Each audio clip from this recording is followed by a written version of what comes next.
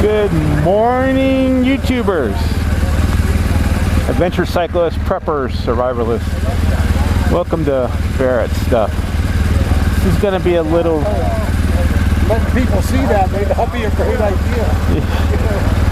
People, it's a little reverse this morning. My battery on my GoPro was shot, so I came to the Saturday morning breakfast. A couple of guys here now that we all see.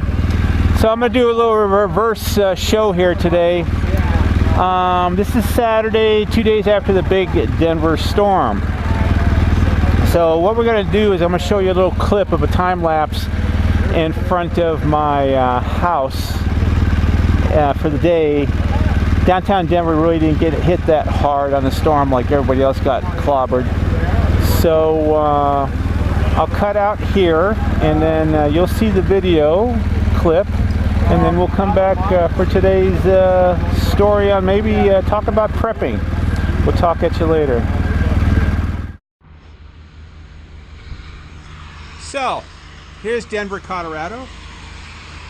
It is 9:45 in the morning. We're going to do a time lapse here of the blizzard of all times. So this is again 9:45 in the morning, and we're just going to see how the rest of this day goes. So just starting with the blizzard of the century or a total fail. We'll see.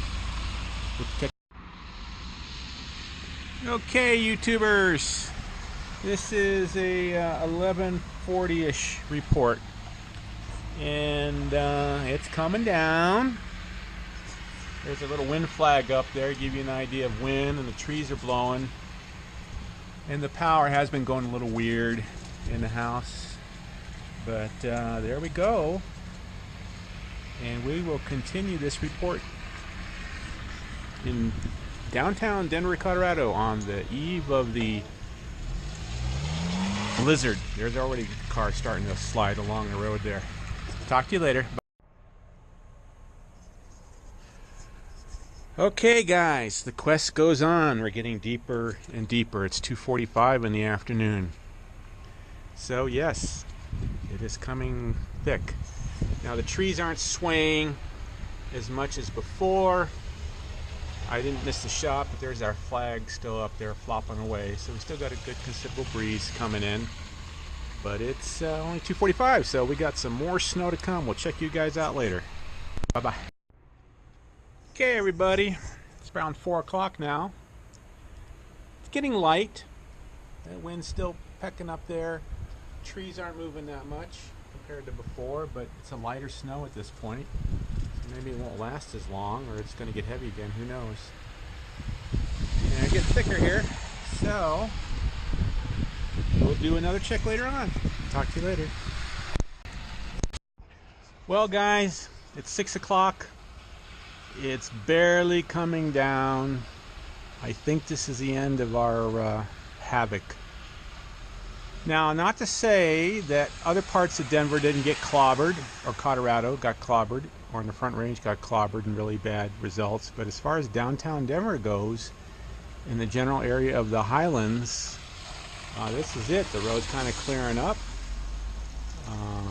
District 1 with its lights on. So that's it.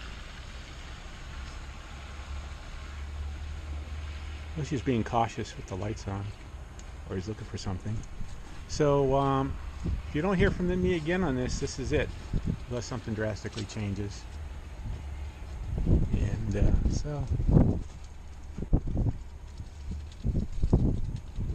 Denver PD, like to see him. Oh, well, there he goes, sliding. Oh, they're not invincible. So yeah. Oh, we have outage here, traffic lights. Didn't even notice that. So we do have a power outage. I still got power. And you know, well, no, there's blowers blowing on the house over there. See where the smoke's coming out. So at least one phase might be working. Second phase may be out, because I don't see any lights anywhere else. But maybe on the other hand, no one's got their lights on. But two possibilities. So that's it. What do we got over there? And no lights over there. Well, a lot of businesses closed today. So again, if you don't see another video out of this, thanks for the view, guys. We gave you the action by action moments here. And remember Barrett's stuff. Leave stuff in the comments that you want to see or not see. And I'll be glad to try and indulge your fantasies. Talk to you later. Bye-bye. See you later. Okay, guys. Welcome back. So I hope you enjoyed my little snow video. Corrections from last week's video. I said 2,200 for my bike.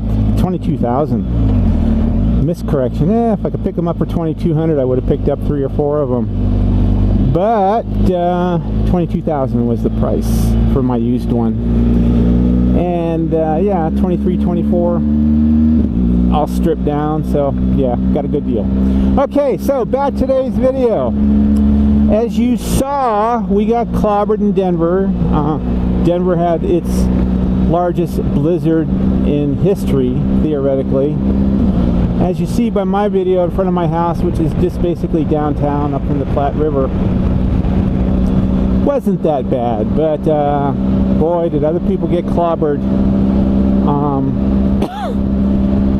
We had people trapped on the road for 10 hours, 15 hours. We had a couple of our company trucks were stuck where they had to leave them, like camping out in the truck. So this brings up the subject of survival and prepping in the urban region. On my bike here even, I have my sleeping bag, my tent, blankets, stuff like that. So even in the event I was stuck somewhere, I could be a little cozy. I have my stove in the back of the bike. My Xterra has all my stuff in there. MREs, survival, water, stuff like that. So I can make it through a couple days. We have the 70 freeway, which goes up to the ski mountains, and oh boy, we had such avalanche issues where there was cars avalanched on the freeway, and in turn those people were trapped in their vehicles for a little bit. No one got killed, everybody was fine, but a unique experience to be sitting in your vehicle with snow around all the windows and you can't open your doors, you know what I mean? So there was a couple, the problem in Colorado and everywhere else, you get these weather reports and sometimes we can't believe what they're going to say, so people don't plan accordingly. But in this particular situation, people were, planning trips and, leaving the house with a half tank full of gas. When stuff like this is coming down the pike, people, you gotta think about it a little bit more. You gotta make sure that gas tank is full before you set out, because one couple, husband and wife and 2 kids, close to 20 hours, kind of trapped. They left Colorado Springs with, she started out with a half a tank of gas and then she decided to fill it up, but by the end of their whole ordeal, they ended up still having a half a tank of gas. So if she didn't do that fill up, it would have been a whole different story. There was like 3 that I know of, state plow trucks broken down that got stuck. So these are those big heavy duty plow trucks, they get stuck. So this stuff happens, you got to just prepare out. Now at home, we had people almost 3 to 4 days without power, and so you can't have your electric heater plugged in. And if you're reliability is having gas. Now a lot of people in the area have wood fireplaces that kept them warm, but again, you'd have to have a propane tank, a small oven or a small heater, or the buddy heaters that you can hook to larger propane tanks, or use the individual small containers and keep warm.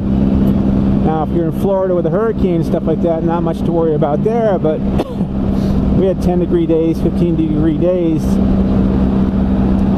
So the whole point is, there's a nice shot of Denver coming up. Now I'm doing the back way in. I'm going to the BMW dealership just to putz around, my morning ritual off of Saturday. So yeah, people, think about it. When they say there's going to be a storm of epic proportions, which this one turned out to be prepared a little bit more. It's not the regular day out as far as that goes. So this is Hampton, 285. This cuts between midway between Morrison area, or E470 and 25 freeway, is a middle of the road kind of small road. To the right over there is some prisons and baseball field and all that kind of good stuff. Now you can see by the roads, it's still like the baseball park and stuff like that. And this is Saturday. It happened Wednesday. Wasn't, you know, like I said, some places didn't get clobbered. Some people had theoretically class 2, they say, hurricane winds, 80 miles an hour, 90 miles an hour. Some people couldn't see like 10 feet in front of their car. So that's another thing to, you know, be prepared for. Slow down. I cannot count all the cars that were off the roads driving Thursday and Friday, just off on the side of the road in the middle of a ditch because they're traveling so freaking fast. Slow down. You got zero visibility. You can't see in front of you. It's physics, people. It's ice on the road.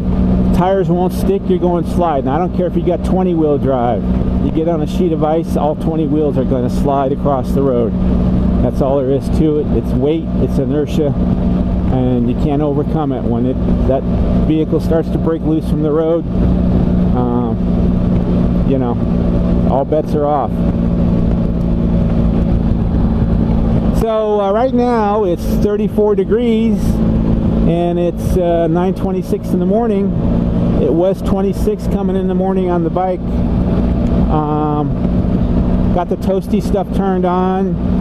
I did mention in last week's video that I didn't have I had a t-shirt on and the jacket was kind of sweaty on my arms, so now I'm wearing a long sleeve shirt and it's just comfy as can be. So got over that little hurdle as far as that goes.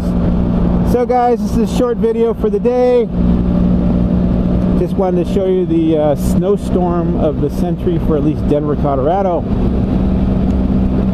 And I forgot if I mentioned it before, I guess the global warming thing is going to kind of get quashed here in a little bit. I forgot about if I talked about it last week, but California has not had a drought in a couple years now, and now they're paying the price for not building any dams, where they're just getting water and floods and floods and floods and floods and damage every year now when it rains, because the fanatic global warming people says, we're not spending money because we're going to be drying up and all dying out here soon.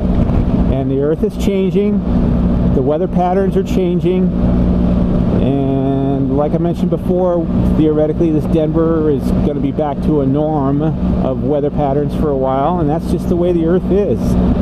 It goes in patterns, it goes in sequences, and just remember, when you go to the petrified forest that's in the middle of the desert, that used to be a lush green, got my diesel guy up there, a nice lush green forest that's now in the middle of a desert with petrified wood. So shit happens when it comes to nature. So thanks guys, take it easy, and we'll talk at you later. And again, subscribe, hit the like button even if you don't like it. I need the searches. Then I can get better. Any recommendations on anything, put them in that comment section. That's you too, Mike. Mike is my avid critic, which is fun.